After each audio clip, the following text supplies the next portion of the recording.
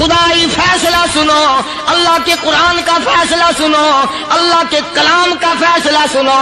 جس کا کان میرا کلام سننے کے لیے تیار نہیں، جس کو میرا قرآن سن کے مزہ نہیں آتا، جس کو میرا کلام سن کے حلاوت نہیں آتی، جس کو میرا کلام سن کے لذت نہیں آتی، جس کی روح تازی نہیں ہوتی، جس کو لطف نہیں آتا، جس کو کیف نہیں آتا، جس کو سرور نہیں آتا، جو میرا قرآن سننے کو تیار نہیں، جو میرا قرآن آنکھوں سے دیکھنے کو تیار نہیں، جو میرا قرآن سننے سمجھنے کے لیے تیار نہیں، آؤ پھر خدائی فیصلہ سنو۔ فرمایا اولئک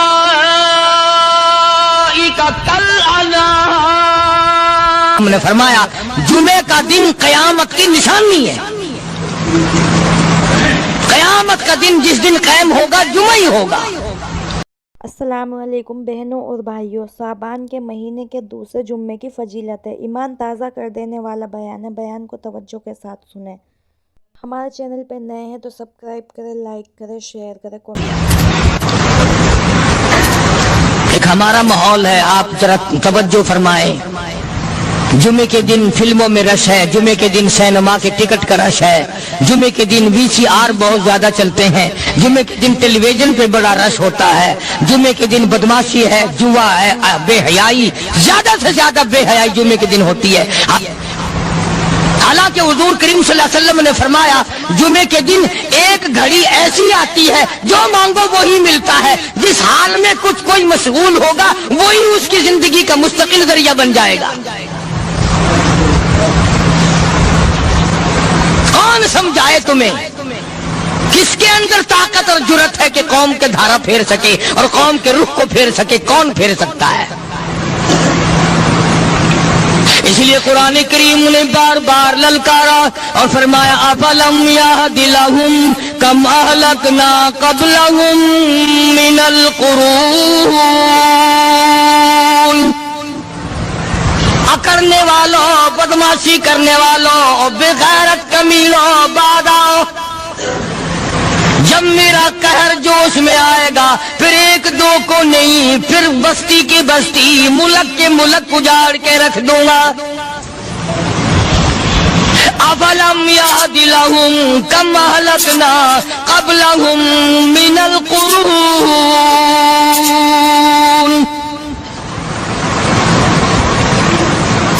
میں نے قرن کے قرن اجاڑ دیے، میں نے روئے زمین کے مالک اجاڑ دیے، میں نے ملکوں کے بادشاہ اجاڑ دیے، میں نے وزیر اعظم اجاڑ دیے، میں نے گورنروں سے بھیک کے ٹکڑے منگوا دیے۔ میں وہ خدا ہوں وَتُعِزُّ مَن تَشَاءُ وَتُذِلُّ مَن تَشَاءُ بِيَدِكَ الْخَيْرُ إِنَّكَ عَلَىٰ كُلِّ شَيْءٍ قَدِيرٌ۔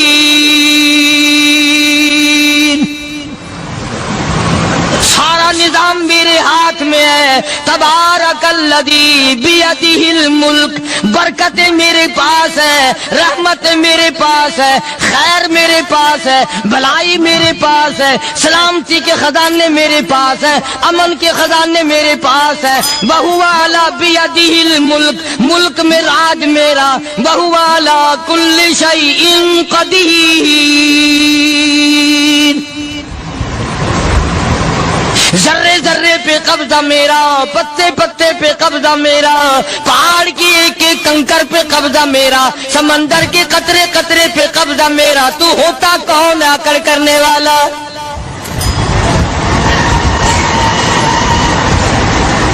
غور نہیں کرتے، سوچتے نہیں ہیں کہ کلام الہی ہمیں کیا بتانا چاہتا ہے۔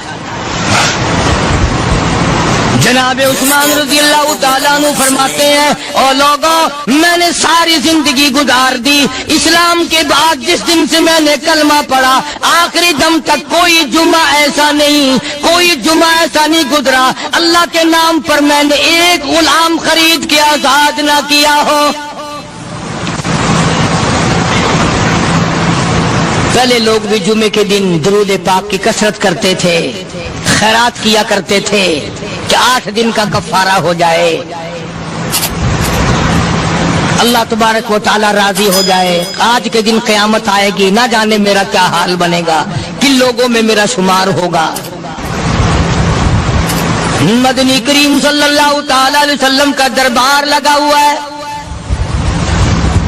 مجلس ہے آقا مدنی صلی اللہ علیہ وسلم کی۔ وہ کتنے مقدروں والے جوان تھے جو اپنے محبوب صلی اللہ علیہ وسلم کی مجلس میں بیٹھتے تھے، وہ کتنے خوش بخت اور خوش نصیبے والے لوگ تھے جو اپنے آقا کے سامنے بیٹھتے تھے۔ حضور کریم صلی اللہ علیہ وسلم نے فرمایا مجھے 3 چیزوں سے بڑی محبت ہے، 3 چیزیں بڑی پیاری لگتی ہیں، 3 چیزیں دنیا میں بڑی مرغوب ہیں مجھے۔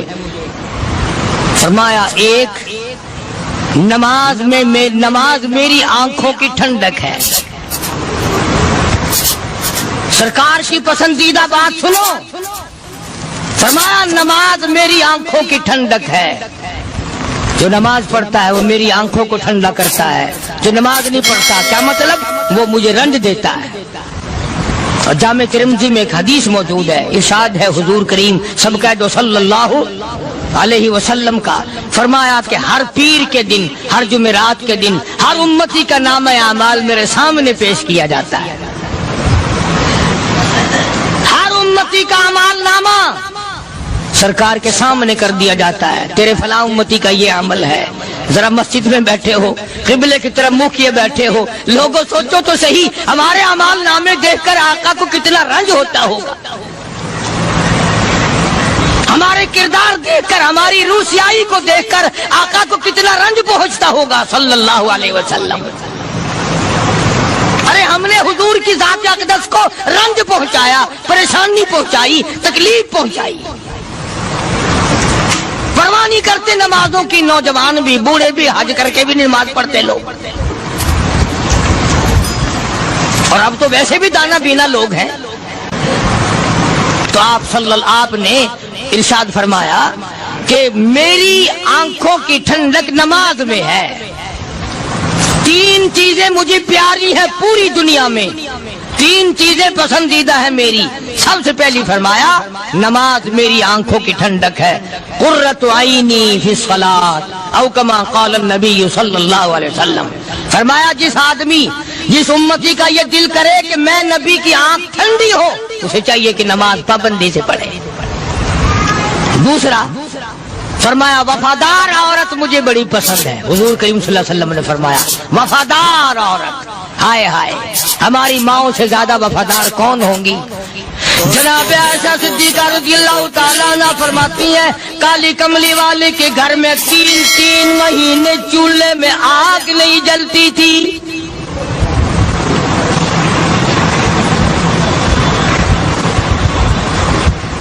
دوسروں کے واسطے ہے سیم و زر و گوہر، اور اپنا یہ حال ہے کہ چولہا ہے بجھا ہوا۔ جناب عائشہ صدیقہ رضی اللہ تعالیٰ عنہ فرماتی ہیں ہمیں 24 گھنٹے میں 1 پانی کا پیالہ اور 1 کھجور کا دانہ ملا کرتا تھا۔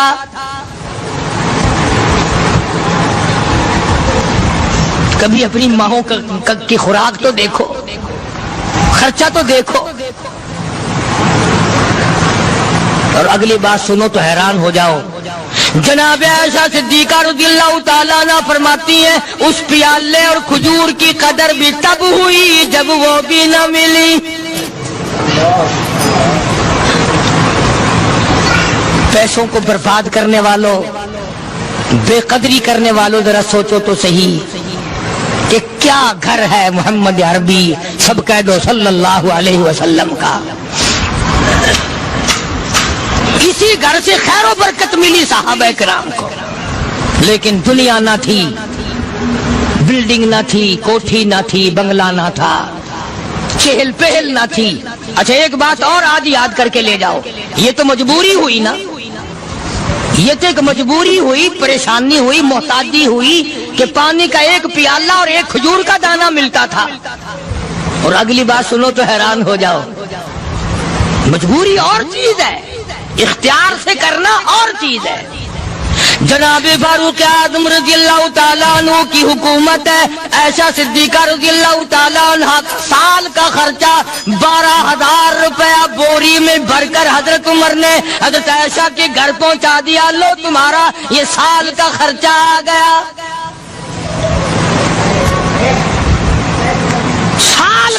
حضرت عمر رضی اللہ تعالیٰ عنہ نے جناب عائشہ صدیقہ رضی اللہ تعالیٰ عنہ کے پاس بھیجا. اتنا بڑا بورا بھر کر آیا. اللہ غنی، بجائے خوش ہونے کے، بجائے مچلنے کے، بجائے فخر کرنے کے، اپنی خادمہ سے فرمانے لگی، حضرت عائشہ خادمہ سے فرمانے لگی، میں نے تو اپنے محبوب صلی اللہ علیہ وسلم کے پیٹ پہ پتھر دیکھے، میں نے تو کالی کملی والے کو فاقے کرتے دیکھا. خادمہ سے فرمانے لگی، اس بوری کے اور میرے درمیان میں کپڑا لٹکا دے، میری آنکھ دیکھنا گوارا نہیں کرتی، میری آنکھ دیکھنا بھی گوارا نہیں کرتی. اس نے کپڑا لٹکا دیا. اس کے بعد خادمہ سے فرمانے لگی، مدینے میں اعلان کراؤ، جس کو خیرات چاہیے وہ عائشہ کے دروازے سے آ کے لے جائے رضی اللہ تعالیٰ عنہ. سارے مدینے میں اعلان ہوگا، خیرات لینے والے آ جاؤ. شیئر ضرور کریں. ایک اور بات تھی اس وقت میں، ضرورت مند جاتا تھا، یہ نہیں کہ ٹیبک میں ہزاروں روپیہ پڑا ہوا پھر بھی مانگ کے کھانا ہے، جیب میں ہزاروں روپیہ پھر بھی مانگنا ہے، پلے سے نہیں کھانا.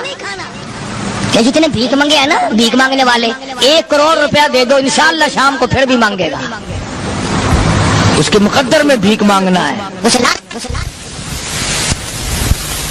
فرمانے لگی کچھ نہیں ہے. وہ خادمہ کہنے لگی کچھ نہیں ہے. اب وہ خادمہ کہنے لگی کہ اگر 1 ٹکے کا گوشت منگوا لیتی تو تم بھی اپنا روزہ کھول لیتی، گوشت سے میں بھی کھا لیتی. کیا جواب دیا اما عائشہ صدیقہ رضی اللہ تعالیٰ عنہ نے؟ فرمانے لگی، اب تانا دینے سے کیا فائدہ، تو نے اس وقت یاد کیوں نہیں دلایا؟ اس لیے میں نے یہ واقعہ سنا دیا کہ پہلی بات سن کر کے تو آپ لوگوں کے دل میں بھی یہ بات آئی ہے نا کہ جی مجبوری ہے، چوری تو وہ کرنے سے رہی بیچاری، پریشانی جو ہوئی، غربت جو ہوئی، تنگی جو ہوئی، چلو پانی کا پیالے پہ گزر کیا. اور نہیں، یہ حضرات اختیاری بھی فاقہ کرتے تھے. اب 12,000 آیا اور افطار کرنے کے لیے چھچوا رہے، کھجور بھی نہیں. اور ہم تو خدا جانے کب کب تک کا انتظام سوچتے ہیں، پوتے پوتیوں تک کا انتظام جب تک نہ کر لیں اور اولاد در اولاد تک کا انتظام نہ کر دیں، اس وقت تک ہماری تسلی تو ہوتی نہیں. اسی کو مجذوب نے بڑے عجیب طریقے سے سمجھایا، کہتا ہے کہ آنے والی کس سے ٹالی جائے گی، آنے والی کس سے ٹالی جائے گی، اور جان ٹھہری جانے والی جائے گی، روح رگ رگ سے نکالی جائے گی، تجھ پہ ایک دن خاک ڈالی جائے گی. تیرے رشتہ دار عزیز اقربا دھڑا دھڑ مٹی پھینک کے ایسے آئیں گے گویا تجھے پہچانتے بھی نہیں. بڑی بڑی عجیب باتیں کہی مجذوب علیہ رحمت نے. اللہ کی رحمت نازل ہو اس کی قبر مبارک پہ آمین کہو. کہتا ہے سب کی سب ہیں راہ روے کوئے فنا، سب چل رہے ہیں فنا کی طرف. اب یہ جو ہم لوگ بیٹھے ہیں نا، خوش ہو رہے ہیں، میری 50 سال عمر ہو گئی، میری 60 سال عمر ہو گئی، میری 40 سال عمر ہو گئی، میری 30 سال کم عمر ہو گئی. اور اصل بات ہمارے دماغ میں اپنے آپ کو آخرت کے لیے جس قدر ممکن ہو سکے تیاری کریں. آج کل بڑی رات ہے، سویرے اٹھو، کم سے کم صبح و شام ہر آدمی 1 تسبیح درود شریف کی، 1 تسبیح استغفار کی، اور 1 تسبیح تیسرے کلمے کی. یہ تو کم سے کم ہو ہی جائے. بکواس کرتے سو جاتے ہیں، بکواس کرتے اٹھ جاتے ہیں. بلا ہے کوئی زندگی کا معاملہ؟ اللہ سے معافی مانگتا سو جا اور معافی مانگتا اٹھ جا. خدا کی قسم اللہ کا دریائے کرم جوش میں آئے. تو یہ ساری چیزیں میں نے لیے عرض کی تو وقت پورا کرنے والا حساب نہیں کہ نہ جانے کس کو توبہ کی توفیق ہو جائے. کم سے کم ان 3 تسبیحوں کو ہر مرد عورت لازمی پکڑ لے. 1 تسبیح درود شریف کی، 1 تسبیح سبحان اللہ والحمدللہ ولا الہ الا اللہ واللہ اکبر ولا حول ولا قوۃ الا باللہ العلی العظیم، اور 1 تسبیح استغفر اللہ الذی لا الہ الا هو الحی القیوم واتوب الیہ، یا استغفر اللہ ربی من کل ذنب واتوب الیہ، اور 1 تسبیح درود شریف کی اللہم صلی علی سیدنا مولانا محمد وعلی آل سیدنا مولانا محمد وبارک وسلم وصلی علیہ. جب ایک مرتبہ درود بندہ پڑھے گا 10 بار اللہ کی رحمت آئے گی، 10 گناہ معاف ہوں گے، 10 درجے بلند ہوں گے، 10 خطائیں معاف کر دی جائیں گی، تو کتنا بڑا اجر ہے۔ خصوصاً بوڑھوں کو چاہیے کہ وہ گپوں میں اپنا وقت خراب نہ کریں۔ خدا کی قسم قبر میں جانے کے بعد تجھے ایک سانس کی مہلت۔ پر مجھے اس بات کا افسوس ہے کہ آپ لوگ پورا مضمون سننے کی کوشش نہیں کرتے، بلکہ بعض لوگ بالکل اخیر میں سر سے، ایک ہے جمعے کی فضیلت حاصل کرنا، ایک ہے جمعہ پڑھنا، ایک ہے سیرو نہاونا، اس میں بڑا فرق ہے۔ ایک ہے سر سے اتارنا اور ایک ہے اس کی فضیلت کا حاصل کرنا۔ حدیث پاک میں آتا ہے کہ جمعے کے دن فرشتے دروازے پہ کھڑے ہو کر کے حاضری لگاتے ہیں۔ ہاں، اللہ اسے مل کی ٹیکسٹائل مل کی حاضری کا تو پتا ہے، مسجد کی حاضری کا کوئی پتا نہیں۔ اگر دیر ہو جائے تو وہ گیٹ کیپر واپسی کر سکتا ہے، اگر دیر میں آیا تو یہ فرشتہ نہیں کہتا، وہ لانتی ہوا پیچھے سے۔ بہت مدت کی بات ہے، علامہ یوسف بن نور رحمۃ اللہ علیہ زندہ تھے، میں کراچی تھا، تو حضرت نے مجھے فرمایا کہ جمعہ ہمارے یہاں پڑھا دو اب کے۔ میری والی وہ جمعہ پڑھاتا تھا ان دنوں میں، تو میں جب گیا تو ہم ایک چھوٹے سے دروازے سے داخل ہونے لگے۔ ایک پٹھان کہنے لگا پرلے دروازے سے چلو، میں بھی ادھر سے جاتا ہوں۔ میں نے کہا کیوں؟ کہنے لگا فرشتہ ادھر رجسٹر لیے کھڑا ہے، تم ادھر سے گھس جاؤ گے تمہارا حاضری نہیں لگے گا۔ وہ کہنے لگا فرشتہ بڑے گیٹ پہ کھڑا ہے، ادھر چلو۔ تو کم سے کم اس پٹھان کا تو یہ عقیدہ ہے کہ فرشتہ کھڑا ہے، اور تمہارا خیال یہ ہے کہ جمعے کے دن نہ فرشتہ ہے نہ خدا ہے، کوئی بھی نہیں ہے۔ اس لیے سیرت النبی صلی اللہ علیہ وسلم کا عنوان شروع ہوگا، وقتی آؤ پورا مضمون سنو تاکہ لطف آئے، دل و دماغ بنے۔ اور عقیدہ میں نے تمہیں بتا دیا، لا الہ الا اللہ، خدا کے سوا الہ کوئی نہیں، مشکل کشا کوئی نہیں، پیدا کرنے والا کوئی نہیں، فصل میں، دکان میں، کارخانے میں اس کے سوا برکت دینے والا کوئی نہیں۔ اور یہ بات بتائی کس نے؟ محمد الرسول اللہ صلی اللہ علیہ وسلم، ہمارے نبی حضرت محمد الرسول اللہ صلی اللہ علیہ وسلم نے ہمیں یہ بات بتائی، خدا کے بعد خدا کوئی نہیں، مصطفیٰ کے بعد نبی کوئی نہیں، حضور صلی اللہ علیہ وسلم کے بعد کوئی کسی قسم کا جو نبوت کا دعویٰ کرے وہ کافر ہے، دجال ہے، بے ایمان ہے، وہ خنزیر سے بدتر ہے جو میرے آقا کے ختم نبوت کے تاج کو ہاتھ لگائے گا۔ فرمایا لہم قلوب لا یفقہون بہا، اللہ پاک جل شانہ فرماتے ہیں جس کا دل قرآن کریم سمجھنے کا عادی نہیں، لہم قلوب لا یفقہون بہا، جس کا دل قرآن سمجھنے کے لیے تیار نہیں، وَلَهُمْ أَعْيُنٌ لَا يُبْصِرُونَ بِهَا، جس کا کان اللہ کا قرآن سننے کے لیے تیار نہیں، أَمْ لَهُمْ آذَانٌ لَا يَسْمَعُونَ بِهَا، أَمْ لَهُمْ آذَانٌ يَسْمَعُونَ بِهَا، جس کا کان خدا کا قرآن سننے کو تیار نہیں۔ خدائی فیصلہ سنو، اللہ کے قرآن کا فیصلہ سنو، اللہ کے کلام کا فیصلہ سنو۔ جس کا کان میرا کلام سننے کے لیے تیار نہیں، جس کو میرا قرآن سن کے مزہ نہیں آتا، جس کو میرا کلام سن کے حلاوت نہیں آتی، جس کو میرا کلام سن کے لذت نہیں آتی، جس کی روح تازی نہیں ہوتی، جس کو لطف نہیں آتا، جس کو کیف نہیں آتا، جس کو سرور نہیں آتا، جو میرا قرآن سننے کو تیار نہیں، جو میرا قرآن آنکھوں سے دیکھنے کو تیار نہیں، جو میرا قرآن سننے سمجھنے کے لیے تیار نہیں، آؤ پھر خدائی فیصلہ سنو۔ فرمایا اولئک کالانعام،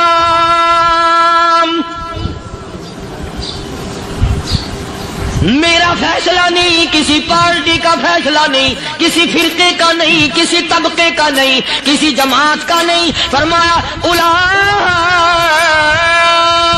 الانعام، پیدا کرنے والا مالک و خالق کہتا ہے مجھے اپنی کبریائی کی قسم یہ سارے جانور ہیں،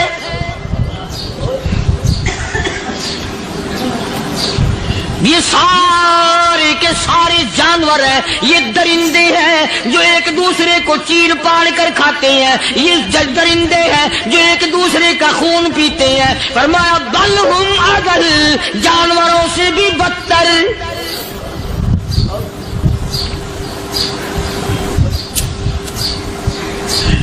جس کے دل میں قرآن سن کر ترس نہیں، جس دل میں رحم نہیں، اپنے سے کمزور دیکھ کر جس کے دل میں شفقت نہیں، مہربانی کا مادہ نہیں، فرمایا وہ کوئی بندہ ہے، وہ تو جانور ہے۔ اور خدا قسم میں آ گیا، فرمایا بل ہم اضل، اس سے بھی بدتر۔ اللہ والے جو ہیں وہ ان خصلتوں کو دور کراتے ہیں، اور وہ آدمی کے مزاج اور دل میں سے ایسی چیزیں نکالتے ہیں جو اس کی بربادی کا ذریعہ بنتا ہے۔ دل کی بیماریوں کا کسی کو فکر نہیں، بخار ہو جائے آپ چڑھ جائے آپ کو پتہ چل جاتا ہے، نزلہ ہو جائے آپ کو پتہ چل جاتا ہے، کھانسی ہو جائے پتہ چل جاتا ہے، دل کی بیماریوں کا کیا پتہ چلے؟ صحابہ اکرام رضوان اللہ تعالی علیہم اجمعین کی جماعت کے اللہ پاک کے محبوب حضرت محمد الرسول اللہ صلی اللہ تعالی علیہ وسلم نے دلوں کی صفائی کی پہلے لوگ جھونپڑیوں میں کچے کوٹھوں میں رہتے تھے، نہ اتنی صفائی تھی نہ اتنی ترقی تھی۔ آج برتنوں کی صفائی دیکھو، کپڑوں کی صفائی دیکھو، مکان کی صفائی دیکھو، رات دن بس اسی دھندے میں لگے ہوئے، سارا دن برتن دھونے سے فرصت نہیں، سارا دن کپڑوں کے بناؤ اور سنوار میں فرصت نہیں۔ تو اللہ والے ایسے موقع پر بڑی عجیب بات کہتے ہیں، وہی مجذوب ہے، مجذوب علی رحمت کہتے ہیں بظاہر تو ہر شے میں بے حد صفائی، بظاہر تو ہر شے میں بے حد صفائی، مگر دل میں ہے گندگی انتہائی۔ بظاہر تو ہر شے میں چہرے کی صفائی، بدن کی صفائی، نہ جانے کتنی قسم کا صابن ہے، نہ جانے کتنی قسم کے پاؤڈر ہے، نہ جانے کتنی قسم کے شیمپو ہیں، نہ جانے کتنی قسم کے کپڑے ہیں، کیا چال ڈھال ہے، کیا نئے نئے ڈیزائن ہے۔ مجذوب کہتا سب کچھ دیکھ لیا، بظاہر تو ہر شے میں بے حد صفائی، مگر دل میں ہے گندگی انتہائی۔ جس یار کی بیٹھک میں بیٹھ کے کھانا کھایا، جس رشتہ دار کی بیٹھک میں بیٹھ کے کھانا کھایا، اسی کی بہن کو دیکھ کر آبرو پہ ڈاکہ ڈالنے کا پروگرام ہے۔ جس دوست کے گھر میں بیٹھ کے کھانا کھایا، اسی دوست کی بیوی کی عزت لوٹنے کا پروگرام ہے۔ پرانے زمانے میں اب بھی دلی جیسے شہر میں اگر دعوت کی جاتی ہے تو وہاں ایک تشتری میں نمک آتا ہے سب سے پہلے۔ عرب میں بھی دستور تھا پرانے زمانے میں، اگر کوئی دعوت کرتا، کوئی تقریب کرتا، سب سے پہلے نمک آتا تھا۔ ایک ایک انگلی ہر شخص نمک چاٹتا تھا۔ کیا مطلب؟ جس نے نمک چاٹ لیا اب وہ نمک حرامی نہیں بنے گا۔ اس گھر میں چوری کرنا، اس گھر کی آبرو کا غلط تصور لانا، اس گھر کے مال میں خیانت کرنا وہ حرام سمجھتا تھا جس گھر کا میں نے نمک چکھ لیا۔ اور مسلمانوں کی بات نہیں، ہندوؤں کی بھی یہ باتیں تھی۔ مولانا محمد علی صاحب جلندری سب قید رحمت اللہ علیہ فرمایا کرتے تھے کہ ایک سکھ تھا بہت بڑا ڈاکو، مسلمان اور ہندو مل کر اس کو ساتھ ملا کر کے لے گئے کہ یہاں اس گاؤں میں اس پنڈ میں ڈاکہ ڈالے۔ سفر کر کے گئے، تکلیف اٹھا کے گئے۔ اس سکھ ڈاکو نے پوچھ لیا کہ یہ کون سا گاؤں ہے کہ یہ فلانا ہے۔ اچھا سارے کے سارے یہ تلاش کرو، یہ سوچ بچار کرو، اپنے پنڈ کی، اپنے علاقے کی، کسی مسلمان کی، کسی ہندو کی، کسی سکھ کی، کسی چوڑے چمار کی اس گاؤں میں لڑکی تو نہیں؟ ہمارے یہاں سے کوئی لڑکی تو شادی ہو کے یہاں نہیں آئی ہوئی۔ ان ساروں میں سے کہنے لگا کہ ہمارے بھنگی کی لڑکی جمعدار کی یہاں آئی ہوئی ہے۔ کہنے لگا واپس چلو، بیٹی بیٹی ہے، چاہے بھنگی کی ہو یا نواب کی ہو۔ ارے کل بیٹی کا ڈولا دیا تھا، آج ڈاکہ ڈالیں گے، شرم نہیں آئے گی؟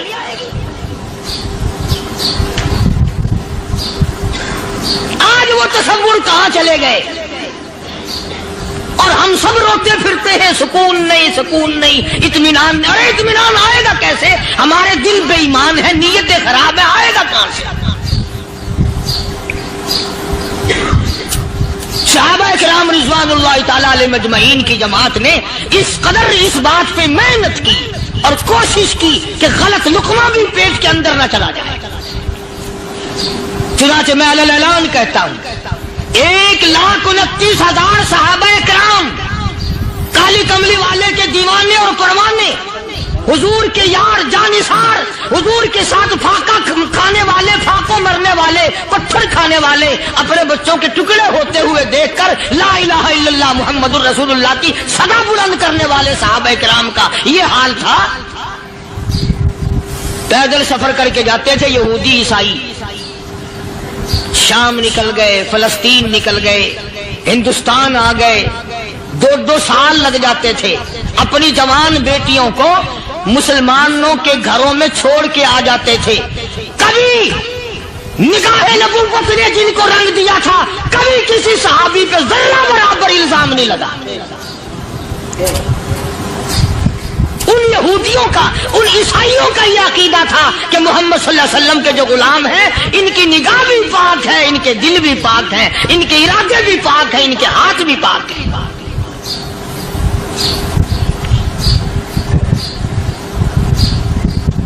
مصر کے گورنر نے، مصر کے جنرل کرنل نے خط لکھا سیدنا فاروق اعظم رضی اللہ تعالی عنہ کی خدمت میں، دور خلافت ہے حضرت فاروق اعظم کا۔ کیا خط لکھا کہ حضور مجھے کافی وقت گزر گیا ہے اور فلاں علاقے میں آپ کے حکم سے ہم نے جانا ہے اور راستہ صرف ایک ہے اور اس راستے میں جال بچھا دیا گیا۔ اب مجھے مشورہ دیں میں کیا کروں، حکم دیں مجھے۔ جال کیا بچھا دیا گیا کہ ہمیں پتہ چل گیا ہے عیسائیوں نے پروگرام بنایا، سینکڑوں لڑکیاں تلاش کر کر کے بڑی خوبصورت حسینہ اکٹھی کی ہیں، ان کو گانے بجانے کی ٹریننگ دی ہے، ان کو اچھی اچھی آوازوں والی لڑکیاں ڈھونڈ کے لائے ہیں، اور انہوں نے یہ پروگرام بنایا کہ جب مسلمانوں کی فوج اس گلی سے گزرے گی ان کوٹھوں کے اوپر چڑھ کے گانا بجانا کریں گے تاکہ ان کے دل میں بدماشی آئے اور ان کا بیڑا غرق ہو۔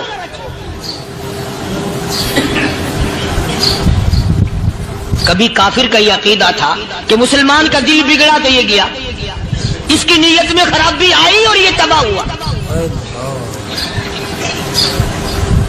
جناب فاروق اعظم رضی اللہ تعالیٰ عنہ نے اسے یہ خط نے لکھا کہ تو قرآن پڑھا کر، تو نفل پڑھا کر۔ امیر المومنین خلیفۃ المسلمین سیدنا فاروق اعظم رضی اللہ تعالیٰ عنہ نے اپنے جنرل کرنل کو خط لکھا کہ اس میں لمبی چوڑی فکر کی کوئی بات نہیں، اس میں کوئی پریشانی والی بات نہیں، کوئی سوچ و بچار والی بات نہیں، سارے تیری فوج میں، تیری کمان میں مسلمان ہیں، سب کو اکٹھا کر لے، ساروں کو اکٹھا کر کے قرآن کریم کے سورت نور کی 2 آیتیں سنا دے۔ شکریہ بہنوں اور بھائیوں، امید ہے کہ آپ کو یہ بیان بہت پسند آیا ہوگا۔